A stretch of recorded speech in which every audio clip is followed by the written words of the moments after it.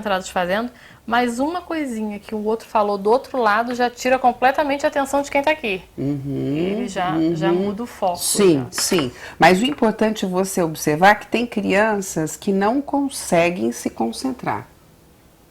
Tá? Então, você quando faz uma atividade individual, você vai acompanhando cadeira por cadeira, assim, a carteira, você vai fazendo isso, esse movimento. Tem alguns exercícios que você pode também fazer individualmente, se você vai fazer algum tipo de prova oral, por exemplo. Você pode também fazer. Separar, de repente, um dia, 5 minutos, deixa as crianças fora e vai atendendo. 5 minutos cada uma. Faz um exercício, aí você começa a perceber. Quando não tem nenhum outro estímulo, não tem criança, tem você, a criança e a atividade. Aí você vai perceber que tem criança que vai mesmo com você e ela e a atividade que vai ficar dispersa. assim. Então, esses são alguns sinais. Né? Aí, com a hiperatividade, a gente tem que trabalhar o quê? A concentração. E aí esses jogos de memória são jogos que em casa pode ser feito com pai e mãe, brincando no final de semana. Não tem aqueles pares dos iguais que você tira, esconde? E conforme a idade, você vai aumentando o número de pares. 25 pares, 30 pares, 40 pares, para você treinar o quê? A memorização e a concentração.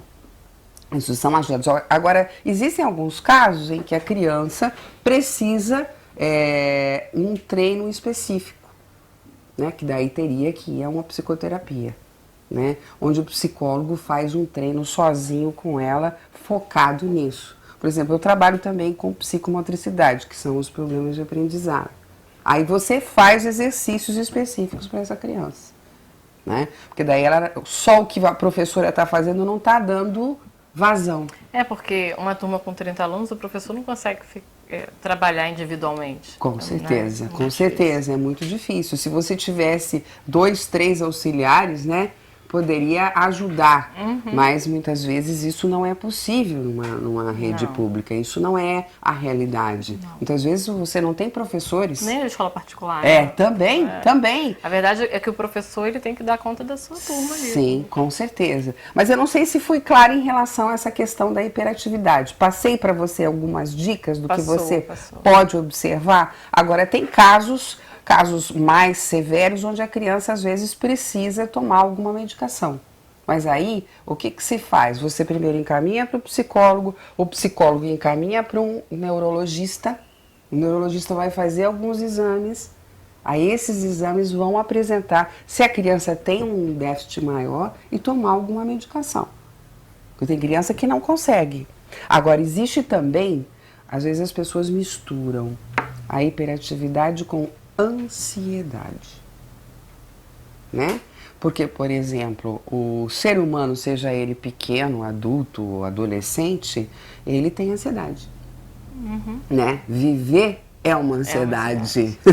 Você levanta, você tem um dia novo pela frente. Os dias na sua escola, cada dia é de um jeito. Você dá conteúdos diferentes, as pessoas reagem de maneira diferente, né? Então são dias diferentes. Você também tem dias que você acorda cansada, né? Não existe uma rotina. Não. Na sala de aula não existe uma rotina. Não existe. Por isso que ser professor é uma arte. É uma arte. Você está sempre criando, você está sempre desenvolvendo uma série de coisas. Não dizem que o planejamento tem que ser flexível? Justamente por isso. A gente prepara uma aula inteira. Mas quando a gente chega lá, a gente se depara com uma situação de algum aluno que faz com que você modifique tudo. Né? Patrícia, você falou uma coisa interessante, até para a gente estar passando aos nossos amigos e amigas que estão assistindo. Você falou de planejamento. E você falou de flexibilidade no planejamento, né? Será que isso é fácil ou não é fácil? Você não vai responder agora, só no próximo bloco, tá? Onde vocês vão estar conhecendo alguns pontos e pegando algumas dicas, né? E conhecendo um pouco mais da professora Patrícia Feitosa, que nos visita hoje, e passando dúvidas, questões e dicas, né? Que é o que a gente pretende aqui sempre no Conversando com Ana Maria. Até o próximo bloco.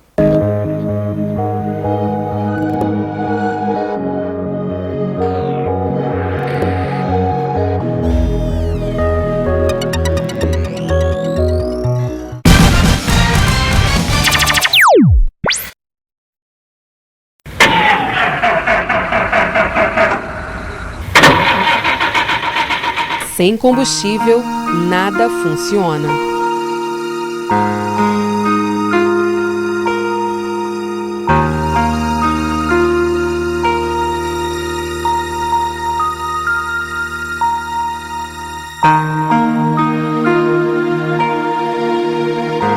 Sangue é vida. Você pode salvar muitas delas. Seja um doador de sangue.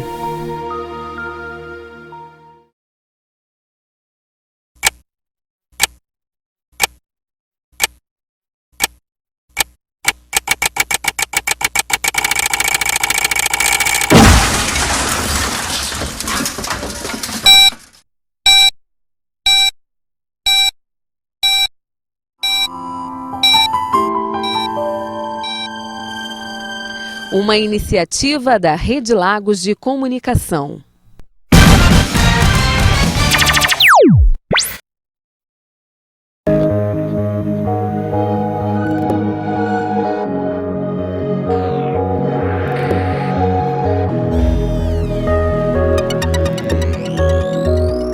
Nós paramos naquela pergunta do planejamento, que todo professor, hoje a gente recebe a professora Patrícia Feitosa, da Escola Municipal João Rocha, né, que leciona aí para o 3º ano, que é uma faixa etária de 9 a 14 anos, com 32 alunos, né, em sala de aula.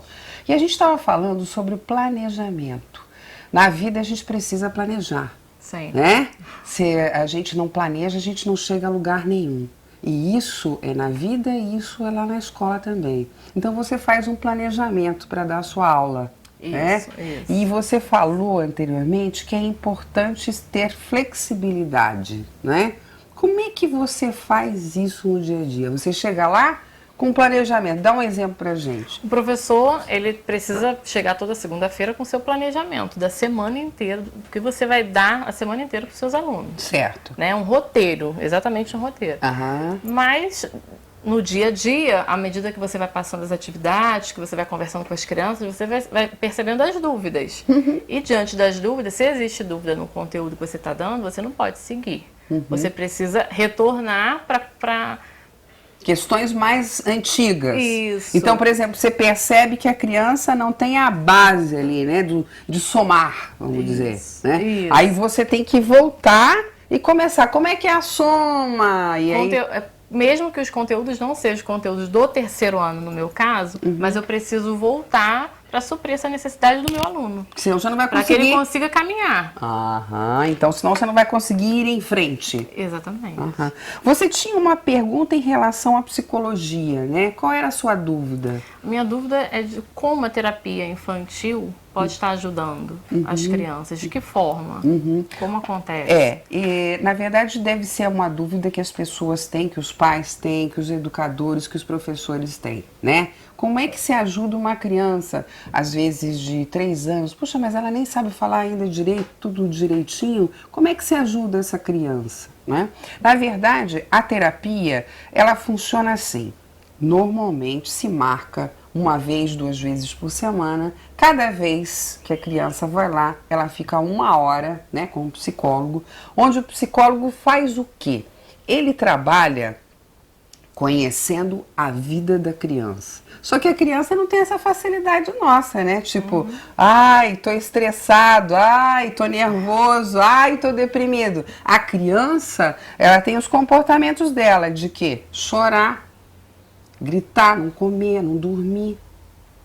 Ela tá em umas situações que ela começa a gritar, sair correndo, ela não sabe o que fazer, né? Entra em desespero, e aí o pai quer ajudar e não sabe, né? Não sabe como. Então o que acontece? O psicólogo, ele conhece algumas técnicas, né? E vai aprendendo na prática a desenvolver outras, né? Isso é o mais importante. Que tenha, em primeiro lugar, é um respeito e um amor muito grande em relação à criança. Porque a criança, você engana quem você quiser, mas uma criança você não engana. Ela sabe se você gosta dela, ela sabe se eu tô ali com ela, ou se eu tô interessada no dinheiro dela, ela sabe disso tudo. Então, ela sabe se você gosta, se você está com ela, se você se doa. E quando ela sente isso, ela se joga. Ela abre e ela fala e ela diz tudo o que ela sente.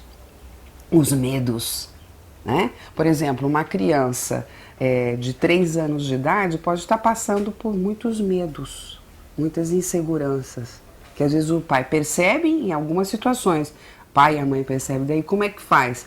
Lá na terapia, o que eu faço? Lá tem aquela casinha que eu mostrei anteriormente num outro programa, onde tem a família toda, a criança, ela faz todo o movimento ali, né? Ela tira o pai, ela tira a mãe, ela imita e ela mostra, né? E existem momentos em que a criança, vou dar um exemplo, eu tenho que sempre tudo sinalizar. Se eu estou trabalhando com hiperativo, por exemplo, eu tenho que colocar ordem hiperativo ou quem está com ansiedade, seja a idade que for. Eu tenho que ter uma ordem, um planejamento anterior, onde eu tenha o que nós vamos fazer primeiro, segundo, terceiro e quarto, para trabalhar com aquela criança, porque cada criança é um mundo. E cada criança eu vou trabalhar o que ela está precisando, né? Então, por exemplo, se essa questão da ansiedade, ou se a criança tem toque, aquelas manias, aqueles hábitos rígidos, né? Como é que a gente começa a mostrar para ela que ela não precisa, porque isso é insegurança. São inseguranças que a criança vai obtendo e vai tendo medos, e vai construindo esses hábitos. Então, o que o psicólogo faz? Descobre de onde está o medo. Da onde surgiu o medo. E como é que a gente trabalha com aquele medo. Vamos enfrentar esse medo, né? Se tem um medo específico, né? Vamos dizer que ela tem um medo de boneco, um medo de carrinho. Cada criança tem um medo. E não existe criança que não tenha, né? Então a gente precisa trabalhar isso. E às vezes os pais falam assim, é muito cedo, ela não está entendendo. Ela entende tudo e mais um pouco. Ela percebe tudo. Então o que eu vou fazendo? Essa criança está triste? Eu falo, tá. O que ela está sentindo? Tem medo? Ela fala, né? Você tem medo? Ou então a criança que sofre bullying na escola? Muito comum, né? É muito comum. Então, assim, você percebe às vezes a criança com 3, com 4 anos, virar e falar assim, eu não quero ir embora, quero ficar aqui com você, tia. Né? Comigo, quero ficar com você. Por quê? Você vai na escola, vai lá, tem os seus amigos, aí a criança fala, mas os meus amiguinhos me batem. Aí você tem que ensinar ela como é que ela deve fazer. Mas você tem que falar, não pode me bater. Aí a criança fala, mas eu falo. Tem que falar muito mais. Ninguém tem o direito de bater em você. Então esses são alguns exemplos. E a criança, o mais importante, é esse vínculo que se estabelece. Quer dizer, o psicólogo tem que ter simpatia pela criança e a criança pelo psicólogo. E às vezes isso não bate. E se não bate, tem que mudar de psicólogo. Não parar o tratamento, né? Senão a coisa não funciona. Eu gostaria de ficar mais tempo aqui conversando com você. Gostei de receber a sua presença. O programa Conversando com a Ana Maria agradece a sua presença, tá? Obrigada. E convida para que você volte também e que volte com outras perguntas. Agradeço a sua atenção, tá? Patrícia Feitosa, e vocês conheceram um pouquinho mais, né, da professora, das dúvidas, né, e da arte de ensinar. Obrigada aí pela sua presença e obrigada aos amigos pela atenção e até a próxima semana, se Deus quiser.